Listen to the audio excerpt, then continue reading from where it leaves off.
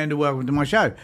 Now, I'm going to try something a wee bit different today. I'm doing a live feed that has a range of subjects which are interesting to me and maybe of some interest to you as well. So I advise you to sit back, relax, take it easy. Let me know what you think in the comments below if you're watching this live, if not later. Also, let me know what you think about some of the things that I have to say. I'm quite happy to debate, to discuss, to argue, to say that you're wrong, and for you to say that I'm also wrong. So let me know what you think in the comments below. And also, if you'd like to just give me a buzz on my email address, that's fine as well. And also, I'd like to think, while you're here, subscribe. Let people know that you're interested in my channel. Let them know that they also should subscribe. Okay, let's get straight into it. There's a number of things that are happening that are important to me. A lot of them around child abuse, and a subject which I've been involved with for well over a decade now. I posted something on Twitter just a little while ago suggesting that people become a little bit more involved in the Child Protection Party in particular. That's the only party in Australia, if not the world, that that produces policies around child protection, and it's a subject that we all should be involved with. My observation is that over the years we only become involved, or the community only becomes involved, when there's a newspaper item suggesting that a child has either died or been severely abused, or if pedophilia rears its ugly head. So I suggest that if you've got some time, that you have a look at the Child Protection Party at childprotection.party. Now, some of the things I want to talk about are fascinating and interesting. The first one is, which is a subject which I find particularly frustrating, is that around the targeting of inconsequential, insignificant organisations where people are simply doing their job. They're working to create, in this case, the meteorological departments, which are simply just gathering data around what's happening in our atmosphere, how it impacts you and I on a daily basis. But some of those people, it appears, are being attacked by the crazy right-wing, lunatic, sovereign citizen type people, and it's causing a problem. I want you to consider for a moment, if you're doing a job and your job is relatively mundane, it's nothing outstanding, not specific, you're not a politician or a lawyer, or you're not a billionaire or whatever. So, and someone comes out of the blue and they just start to attack you for the fact that you're doing your job.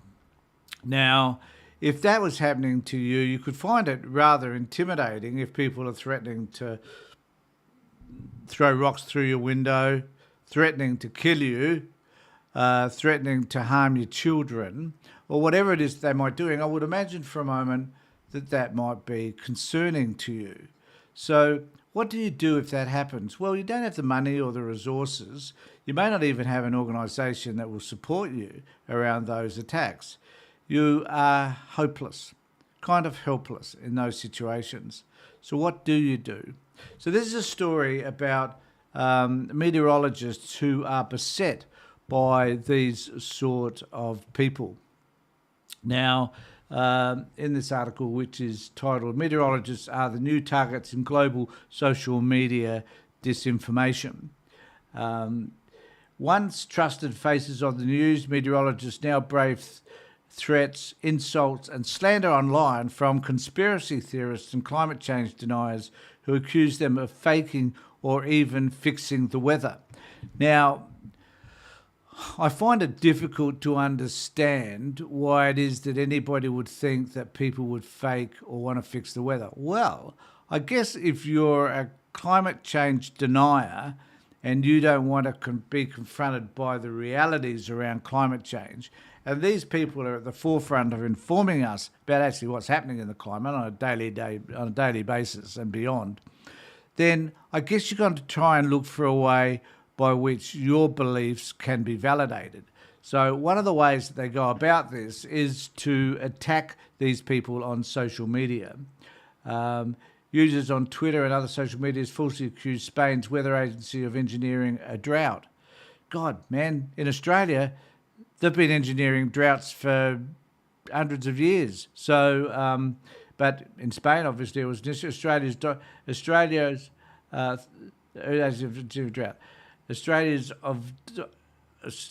of doctoring its thermometer, and so this is in Australia, of doctoring its thermometers, and France's of exaggerating global warming through misplaced weather stations. The coronavirus is no longer a trend. Lecturer in Information Communication Services at the Open University of Catalonia told AFP.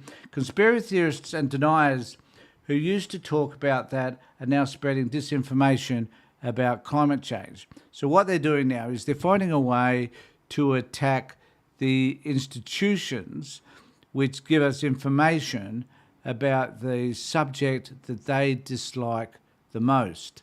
So when you're presenting accurate information, the first thing that these people will do is try to attack the very organisation. But instead of attacking the organisation, they're attacking people that work within them.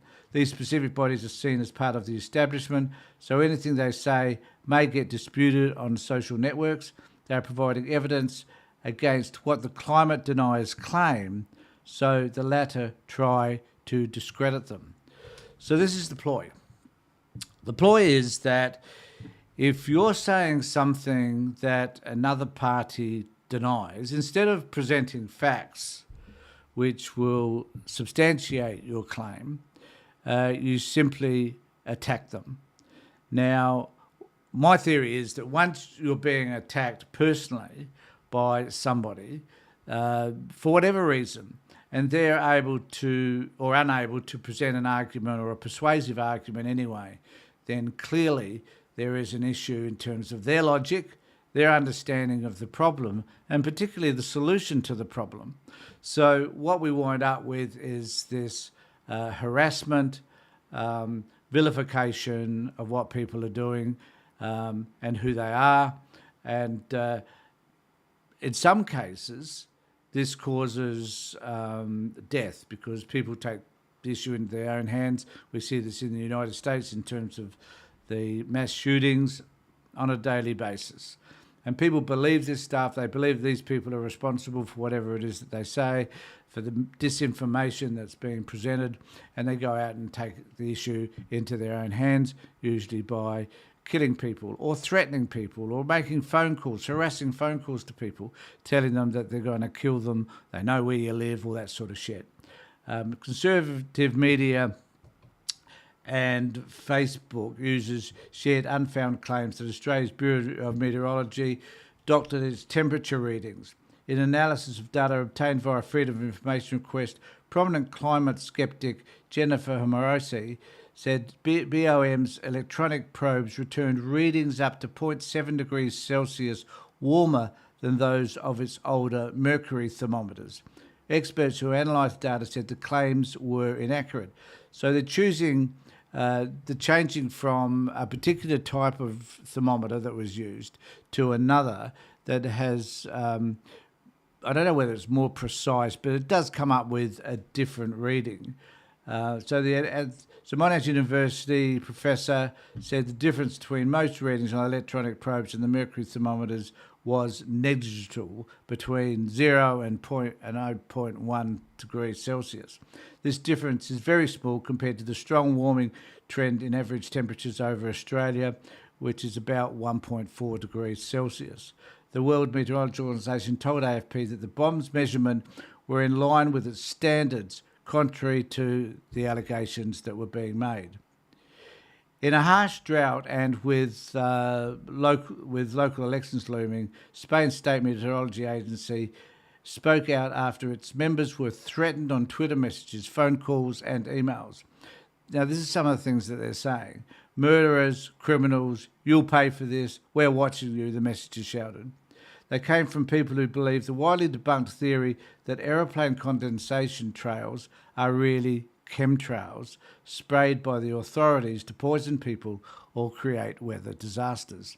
Now, I have spoken about chemtrails before in terms of what a friggin' crazy notion this is, but I was watching a video the other day from a particular site where they were still focusing on chemtrails. They had a camera up there that was showing these planes flying above that were letting out their vapor, which is not toxic, And when you consider that one plane flying overhead and dispenses with its fuel or whatever it's doing is going to damage the whole of that area, which is massive, is a bizarre notion within itself. However, in this particular video, they had a shot of these chemtrails and how damaging they were to us and our poisonous. And one of the things that confuses me is, if you're going to poison everybody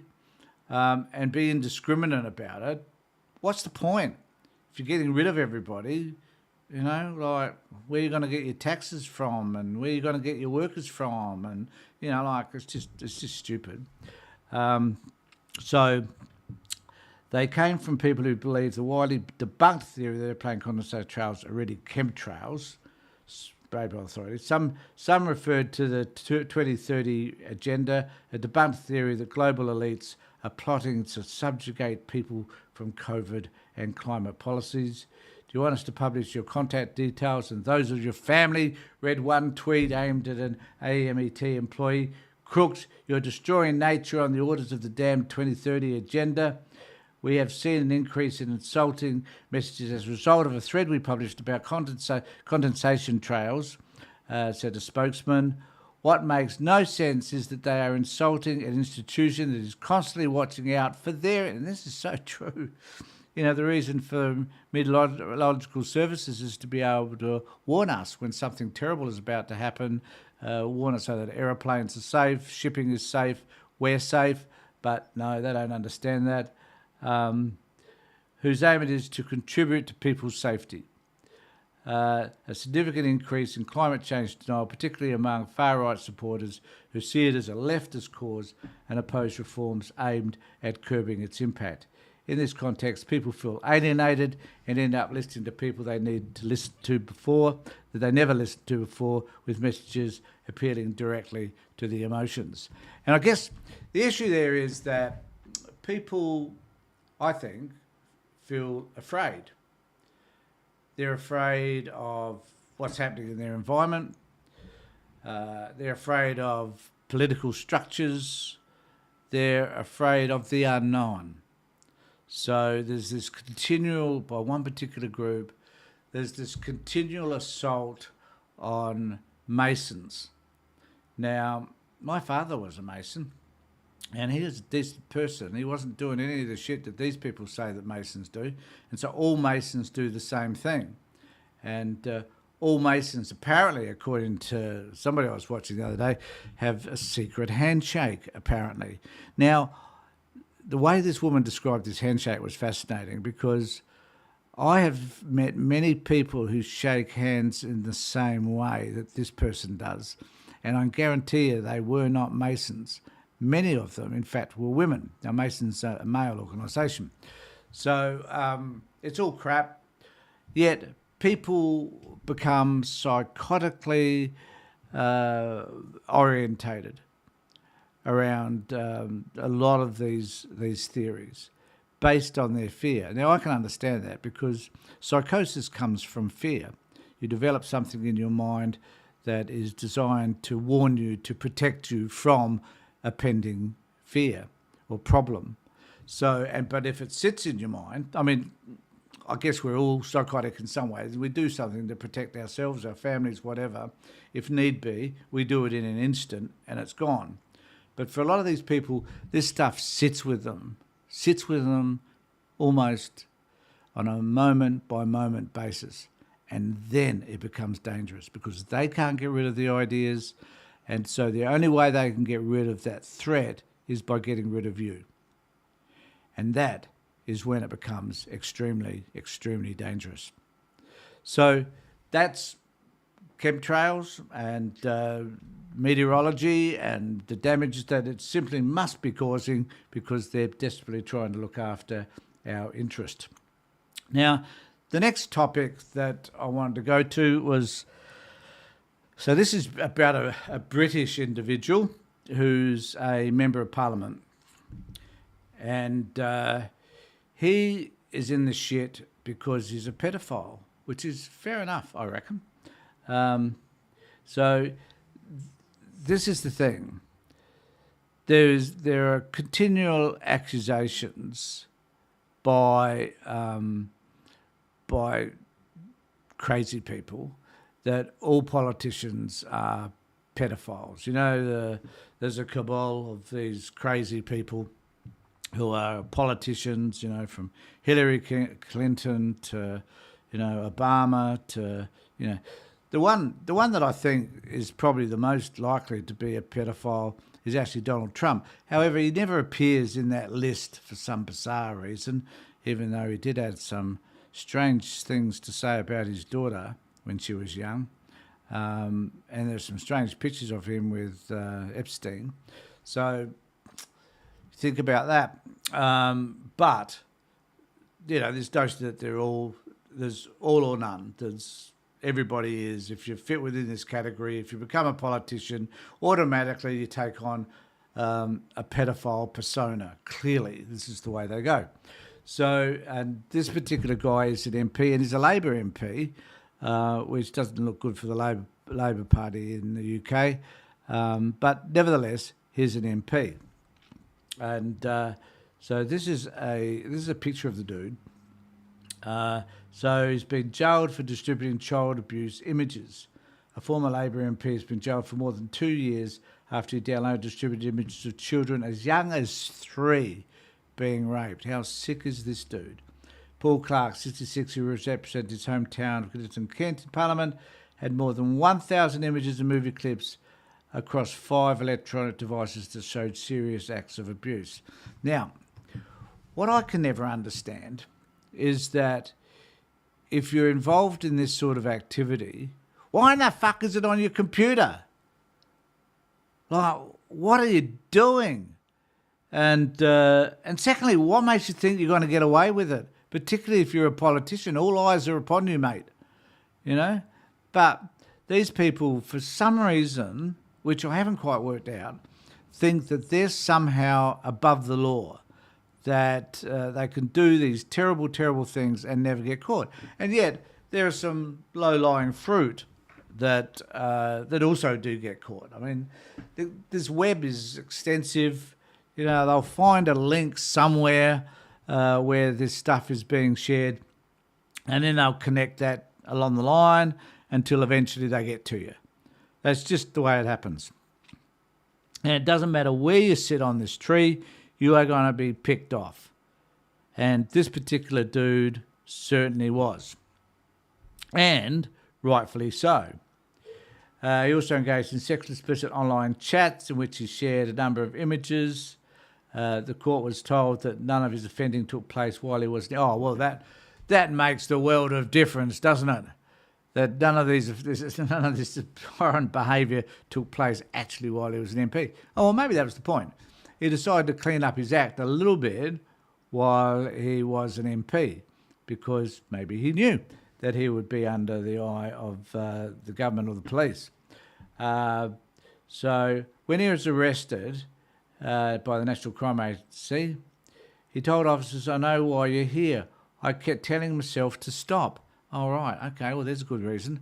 So, in other words, the man knew that he had an addiction, the most revolting addiction. You know what? Have gambling or, you know, some other form of addiction, alcohol. But this sort of stuff is horrific, and I cannot understand why it would become addictive behaviour and what you get out of it. You know, which is it's always about power and control anyway.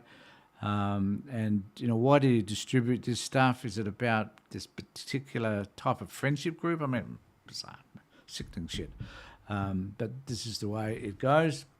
The prosecutor, Daniel Stevenson, told the court there were 2 distinct periods of offending with 20 images downloaded in 2013, the majority downloaded during the coronavirus lockdown. In total, Clark had 298 Category A images, the worst ones you can imagine, the most serious classification, 415 Category B, and so on. Found on an iPhone, laptop, hard drive, tower computer, 343 were videos. The age range of children was between 3 and 16, most related to females, although there was at least one image of 6-year-old. So, and the other thing is, you know, if you're disseminating this sort of crap, you know, do you not ever consider the child? Like, where did the image come from? What, you know? And there are some terrible people like this dude who have access to children, and then they videotape the abuse with those children, and not for one moment, for some reason, their sense of self-gratification overrides any sense of decency or empathy that they should have for the kids that are involved in these terrible, terrible abusive videos. So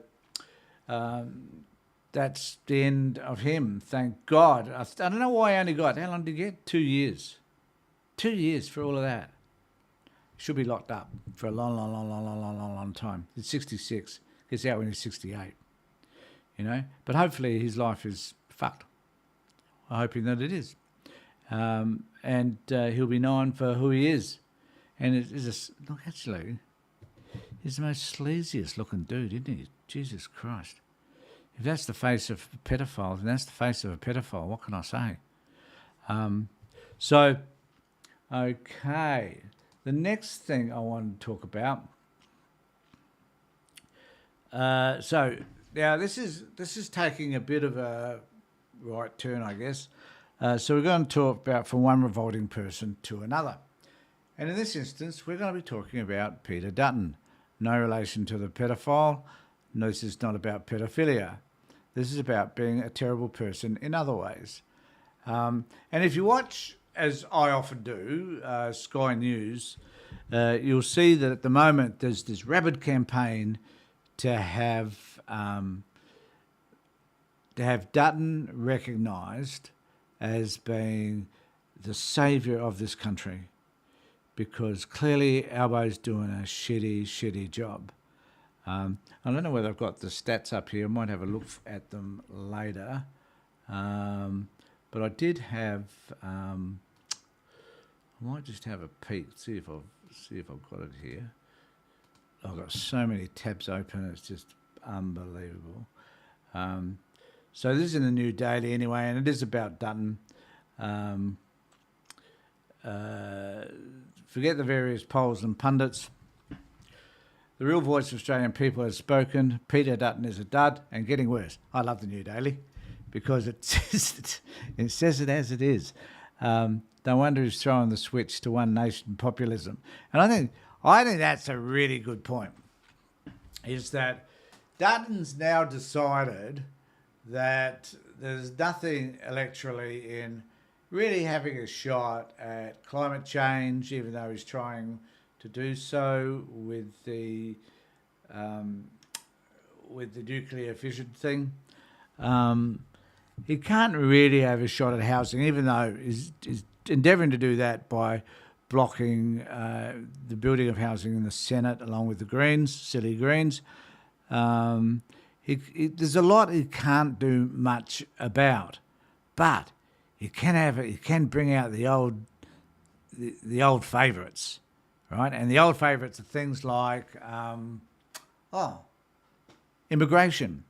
So the other people coming to our country. So you bring that out, and then you put that together with not just immigration, but you put it together with housing. So over 5, 6 years, 7 years, whatever it was, they're having some 700,000 people will be coming into this country, and we don't have anywhere to put them. You know, we should be looking after ourselves first, goes the argument. And I saw this great video the other day. It was on The Daily Show, I think, where they're talking about all these people coming into America and they were taking away their jobs. And the point he was making was, like who wants to pick potatoes? Who wants to work out in the sun? Who wants to do all those shitty jobs? Americans don't want to do that, but Mexicans and people coming in from South America, they do, and they will, right? The same applies in Australia. There's lots of shitty jobs here that Australians won't do. We're at full employment at the moment, so why not have these people come into our country? And realistically and fairly, the history that Australia has in relation to immigrants has been amazing, because if we hadn't had immigrants, us white people, us Caucasians that invaded this country simply would not be here. If it wasn't for Italians and Greeks and Vietnamese and Chinese and Japanese and a whole host of European countries in the UK, we just wouldn't be the country that we are today.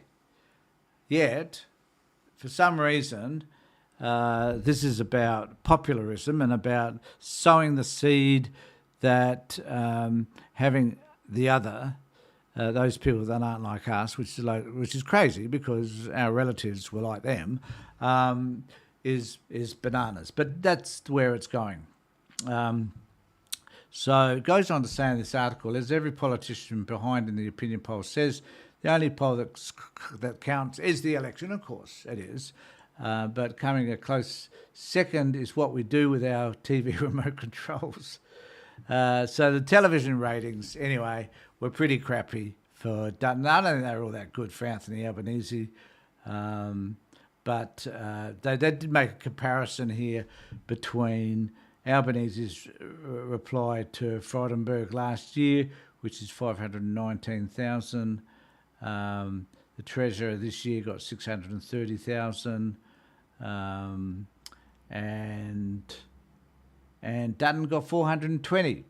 So I guess the point is that there are less people interested in Dutton, and so they should be, because the man's a waste of space, and he looks like just a bad egg, really, sitting on top of his head. He's a terrible, terrible human being. But the Liberal Party, for whatever reason, tend to like him. Right, now I'm going to move to another story. And that is, look, no one's joined at the moment, but that's fine. This will be becoming a habit from now on, doing these live feeds.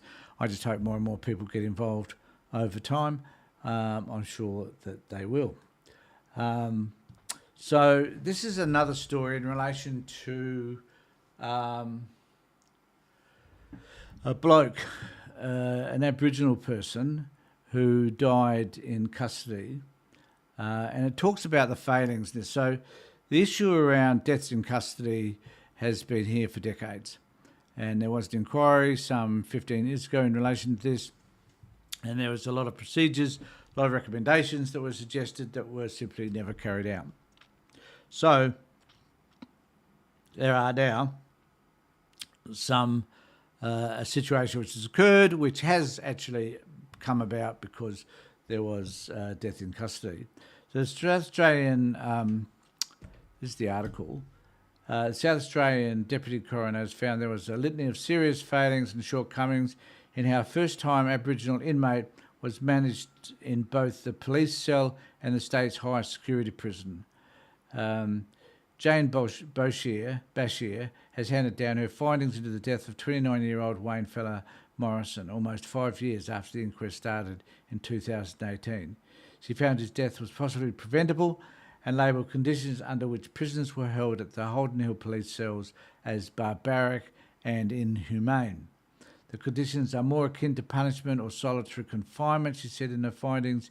It is shocking in the 21st century any person, including prisoners, would be housed overnight in such appalling conditions. The use of such cells to accommodate prisoners overnight should be prohibited. Mr.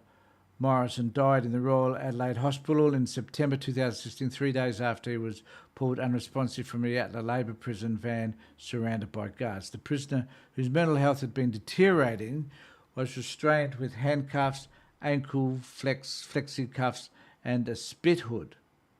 So the restraints this man had on him were, to put it mildly, excessive, and put his face down the rear of the van after becoming violent towards prison guards. He suffered a heart attack while under physical and psychological stress. The evidence received during this inquest has revealed a litany of serious failings and shortcomings in relation to Mr. Morrison's management whilst in the care and custody of the Chief Executive of the Department of Correctional Services, Ms. Bashir found. Incidentally, this person who is now in charge of, was in charge of the Department of Correctional Services, is now in charge of the Department of Child Protection. So she's probably gone from allowing the abuse of prisoners down to allowing the abuse of children. Little sideline. So it goes on to say prisoners housed at Holden Hill were locked up 24 hours a day without natural light, had no access to exercise, books or television, and were not permitted visits from families. So the department failed to identify Mr. Morrison as Aboriginal and was unable to provide any documents relating to its mandatory risk assessment. The fact that such documents could not be produced at a coronial inquest into the death of a first-time Aboriginal prisoner should ring alarm bells. Ms. Bashir made a raft of recommendations, including the appointment of an independent inquiry board to undertake a comprehensive review of her findings around restraint and first aid training. The sheer number and nature of demonstrated failings and shortcomings led to the conclusion that it is inappropriate for DCS to be left to remedy its own failings and independent insight is required. In other words, they are not capable of managing their situation themselves. So no faith in the Department of Corrections because they fucked it up in terms of this young bloke and caused his death. And I can guarantee you right now that no one is going to take responsibility for any of that.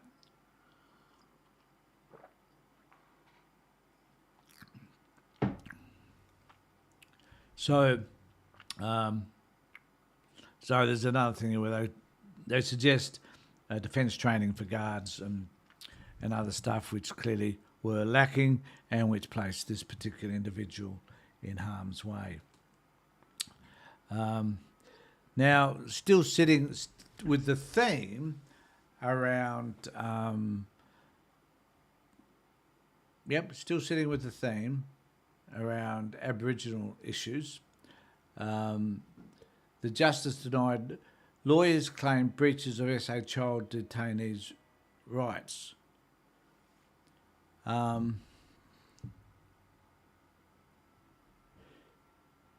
If you could just hang on for a second.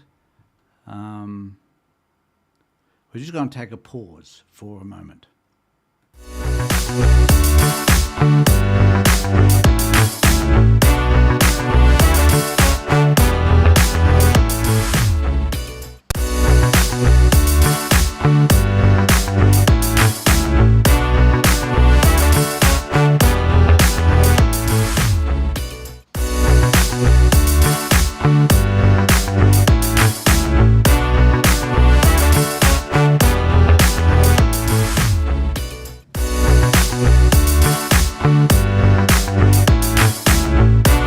Sorry about that, folks. Just had to take a little bit of a break, but we're now back.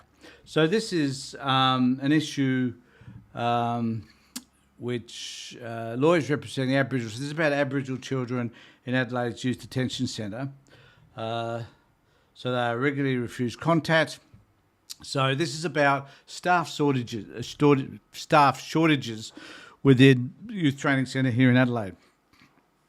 Now, these issues are recurring. They're issues that we hear all the time. And so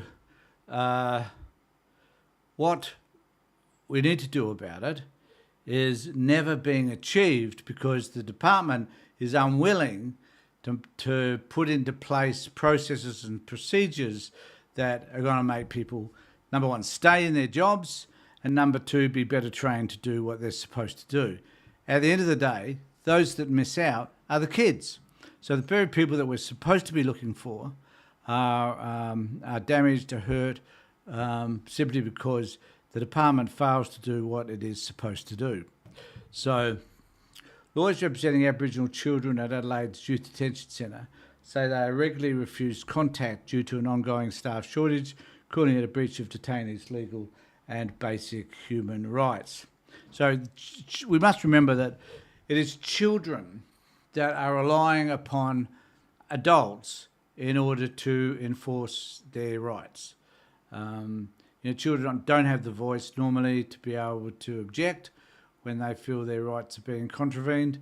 They require adults to be able to do that. Now, the reality is the adults are those that are imposing sentences upon them, that are running these facilities, that are supposed to be looking after them. I was going to use the word caring, but that's loosely used. And so they're unable to be able to provide services that these kids actually require. So they go on to say Aboriginal Legal Rights Movement's Criminal Practice Director Amanda Langton told in Daily the basic human rights, legal rights of the child are being breached because of the staff shortage at this particular youth centre.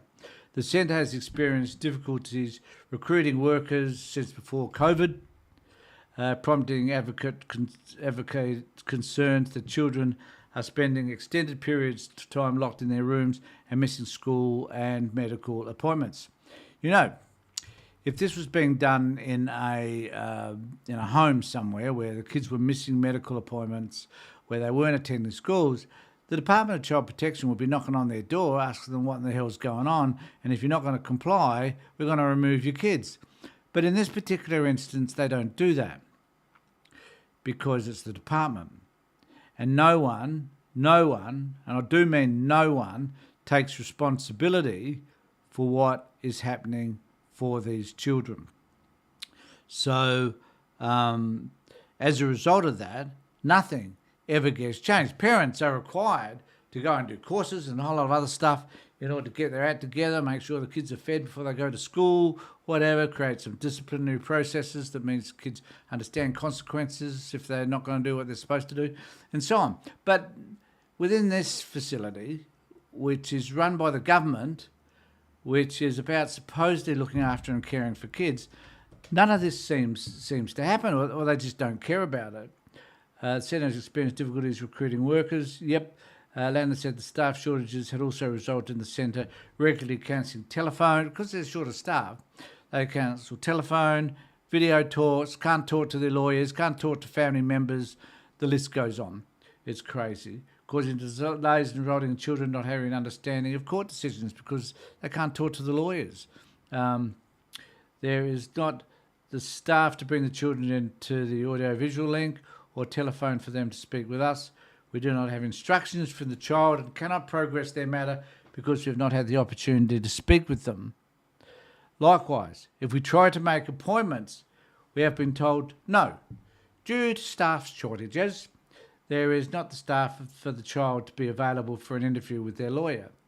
Everything is about the staff. It's not about the young person, and it's not about justice.